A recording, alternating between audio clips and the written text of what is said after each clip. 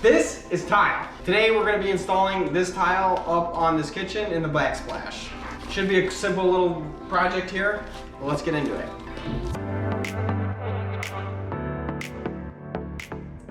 So we're going to show you the process that we took to install the tile Backsplash in the kitchen. This was our second or third time doing tile, so we're not necessarily professionals, but we had an idea of what we were doing. And at the end of the video, I'm going to show a cost breakdown of everything that we had to purchase for this project. So if you're interested in that, go to the description. I'll leave a timestamp for that. All right, so step one, we got to pull all the cover plates for the outlets and switches, and then we're just going to cover everything with a layer of plastic visqueen just to keep everything protected from all the thin set and grout and everything when we get to grout and everything. So let's do it.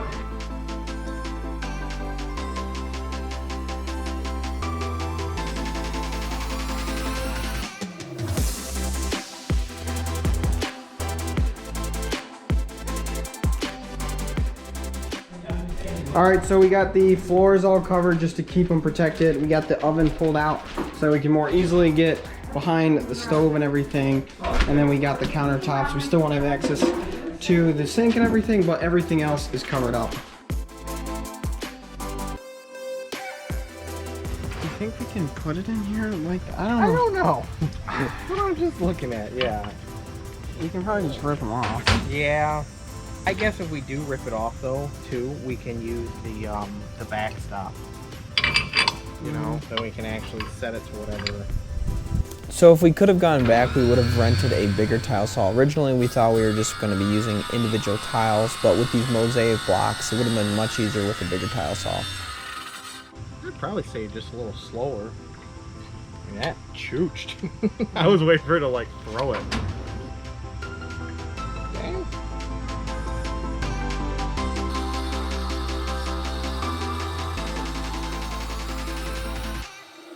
Sweet. How's it look? Very good. Sweet, clean, crisp edge.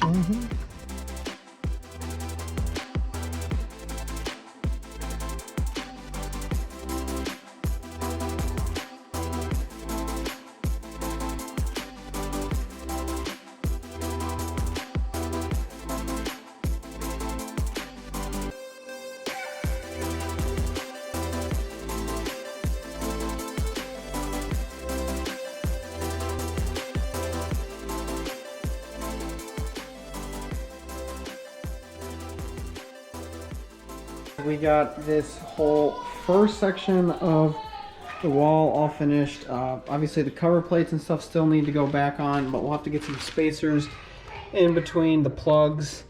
But other than that, this whole side's done. We still have over here and over here to go, but we've got a system figured out pretty well. So these other two sections should be a lot faster. But I mean, check it out. It's looking pretty good. I'll just show you this edge over here.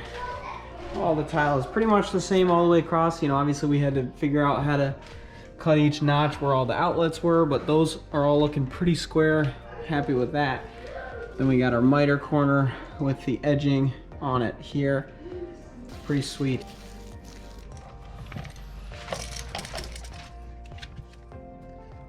All right, so we showed you wall number one, and that was done at, you know, maybe 4 o'clock. What do you think? 4 o'clock? Yeah. We got wall number 2 done, and that was done at, oh, I don't know, maybe 9:30, 10. Yeah, maybe 9:30, 10. We have part of wall number 3 done. Well, I guess 3, and then if you want to count this 4, I don't really know. We'll count this as section 3. Section 3, and it is, yeah, it's 2:30 in the morning. So we're still going here. We're on the final section and we should be cooking with gas. We got a board here. This is screwed up to the wall so that we can run the rest of the sheets just right on top of this, pretty much as if we're running pretty much how we've been doing it. Putting the spacers under there, and then we'll just have to put a section up top here. We have one more outlet and one more little end, and we should be done. But it's looking good. We're on the home stretch here. Let's get it finished.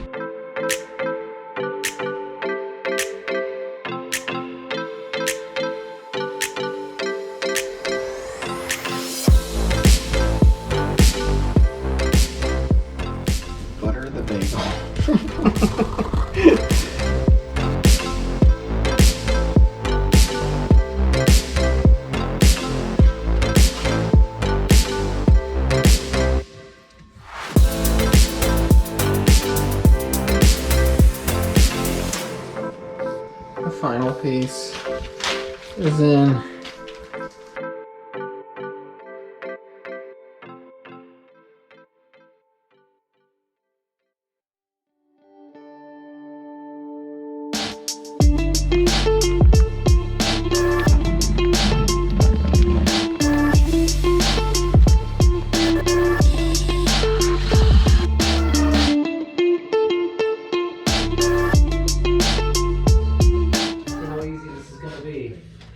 This shouldn't be too bad, but we've heard that before. We say that about everything.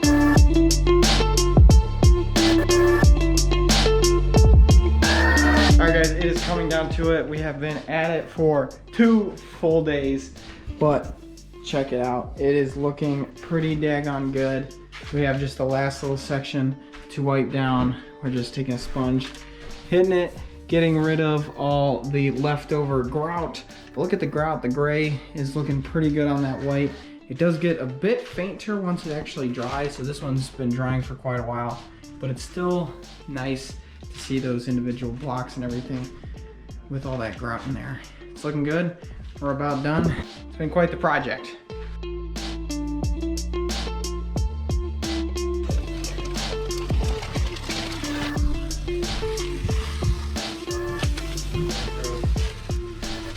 All right, so that's a wrap for the project. Hopefully it gave a good glimpse of everything that we did for this project. We didn't show everything, but hopefully it gave a good overarching view of what we did so that it makes more sense when we show you the cost breakdown, which we'll show you now. So we have this cost breakdown broken down into 4 sections. We have the materials, the tool rental, the consumables, and the tools that we had to purchase for this project. The total for the materials came out to be about $500. The rental fees cost about $60. The consumables cost a little over $100, and the tools were right around 60 bucks. This totals up to just over $700. All in all, for $700, I think this was a really great enhancement to the look of the kitchen and really gave it that updated feel. This is totally something you could do yourself. Like I said, this was only the second time we'd ever done it. We did cram it into just one weekend. I'd recommend maybe giving yourself a little bit more time.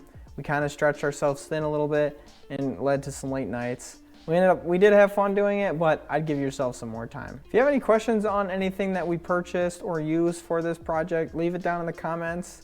But I hope you enjoyed it and I hope it brought some value to you. I appreciate you for watching, and we'll see you in the next one.